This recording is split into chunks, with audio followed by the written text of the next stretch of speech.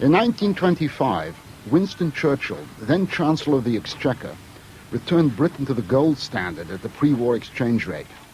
It was a mistake that was eventually to discredit the very idea of a gold standard, and it produced unemployment in Britain, whereas most other industrial countries enjoyed a boom in the 1920s. Churchill's decision to return to gold at the old parity overvalued the pound and made British goods too expensive for foreigners.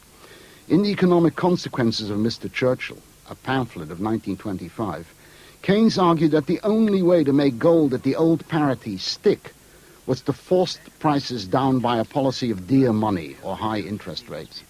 The inevitable consequence was unemployment and the general strike of 1926. But those few stolen hours were soon swallowed up as the exchange was closed on Monday and Tuesday. Britain was forced off the gold standard in 1931 against a background of world monetary disorder, the great crash of 1929 in America, and mounting protectionism everywhere. Keynes was not the only critic of the gold standard, but his influence was a factor in its eventual dethronement.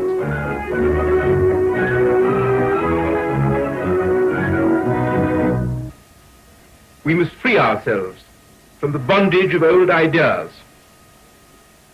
There are high authorities who, though they recognize the impossibility of restoring the old gold standard, would like to get us back as near to it as they can. This is not what we ought to be thinking.